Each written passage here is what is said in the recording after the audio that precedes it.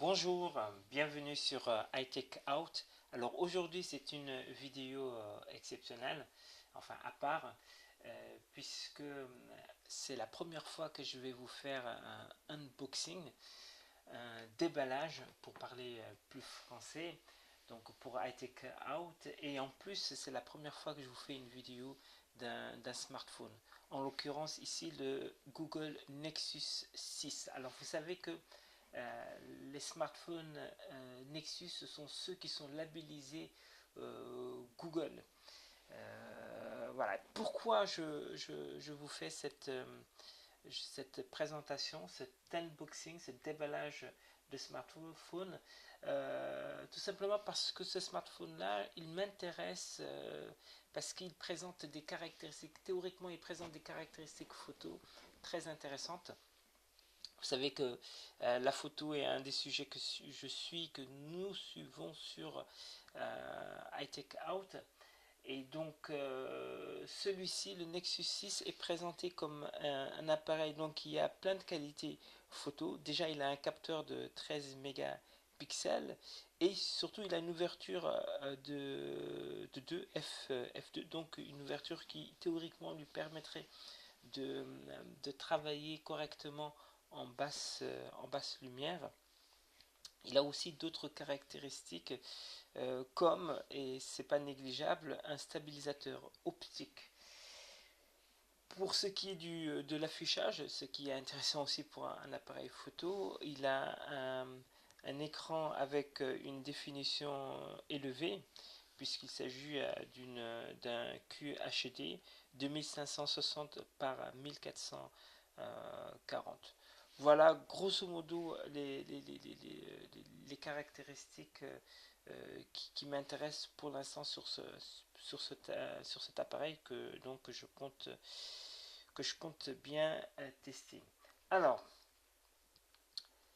venons-en à ce déballage. Je ne l'ai pas encore ouvert.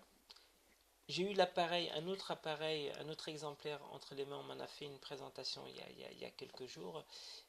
Mais là, voilà, c'est cette boîte-là que j'ai reçue là il y a quelques heures. Alors, vous pouvez voir que le design est épuré. Alors, certains se sont amusés à faire la remarque qu'il y a un 6 dessus pour appeler donc le Nexus 6. Évidemment, quand on le retourne, ça donne un 9. D'autant plus que Google vient de sortir une tablette qui s'appelle le Nexus 9. Donc la boîte est assez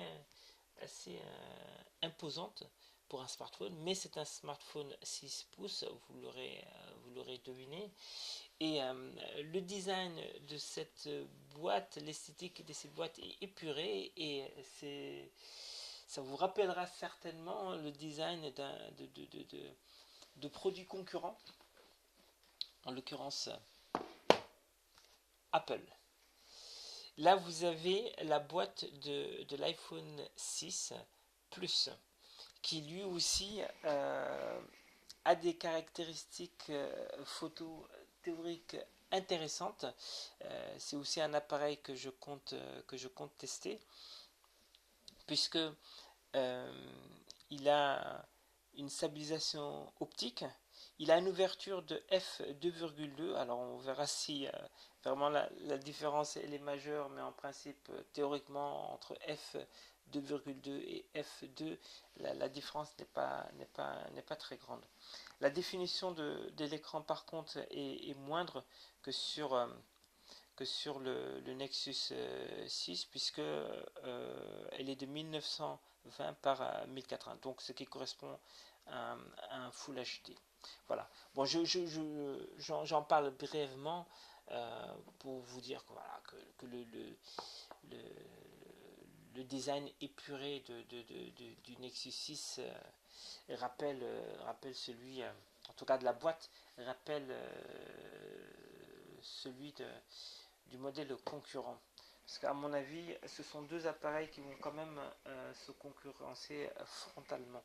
Déjà que la taille d'écran est proche, puisque sur l'iPhone 6 Plus, la diagonale est de 5,5 pouces, et donc sur l'autre on dit 6 sur le Nexus 6, mais précisément c'est 5,96 pouces. Je ne l'ai pas encore mesuré, c'est une donnée constructeur. Voilà. Alors commençons le unboxing. Pour cela, hop, un petit QTR.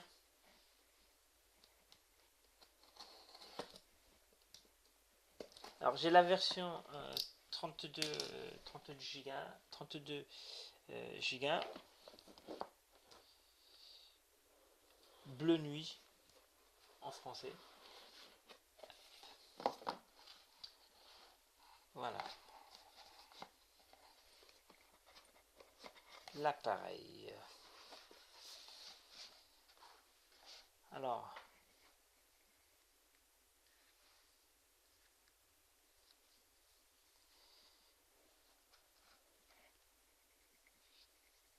le toucher est assez agréable.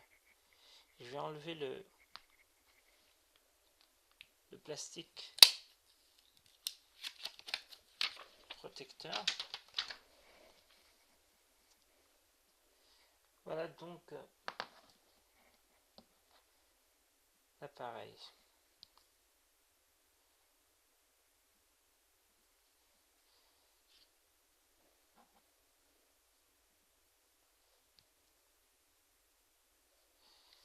À l'intérieur de la boîte,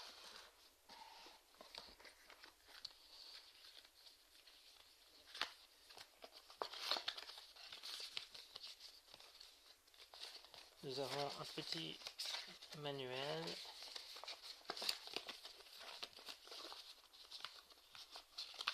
Je remets ça en place.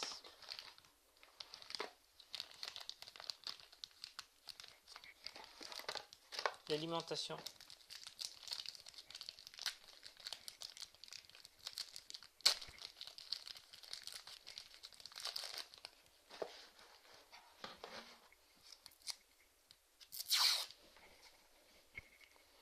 Bon, vous voyez le logo, vous avez remarqué, il y a le logo Motorola. Vous savez certainement que donc ça a été conçu, fabriqué par Motorola. Motorola, société que Google vient de revendre à la société chinoise Lenovo. Les écouteurs, il faudra le tester. Ça sonne un peu creux, mais bon. On verra ça au test, même si encore je vous le dis, hein, c'est pas pour ça que j'ai envie de tester cet appareil là. Bon, et la fiche l'USB, la prise USB, micro USB. Voilà. Ce qui est impressionnant, c'est quand même la taille du chargeur. Bon, je sais bien que ça c'est déjà conséquent, mais quand même c'est un peu imposant quoi. Si je devais comparer avec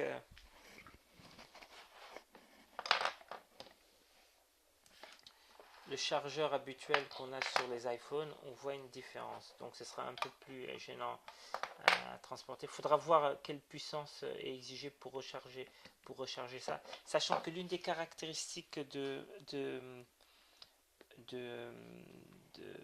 Nexus 6, c'est d'avoir, paraît-il, une autonomie conséquente et surtout la possibilité de se recharger, de permettre. Alors c'est ce que dit Google, avec une recharge de 15 minutes, on peut utiliser l'appareil pendant 6 heures. Alors à voir dans quelles conditions ces 6 heures là sont établies. Mais voilà, et à l'intérieur donc il y a une batterie conséquente, d'après toujours ce que dit Google, de 3220 mAh. Donc voilà, peut-être que c'est ce qui explique la taille de la batterie, du chargeur plutôt. Voilà, peut-être c'est un chargeur plus puissant. Ça sera à vérifier. Donc pourquoi je vous le dis, parce que si c'est pas du 2,4, j'ai pas eu le temps de vérifier ça. Peut-être qu'il peut être remplacé par d'autres chargeurs plus petits. Voilà. Venons-en au téléphone.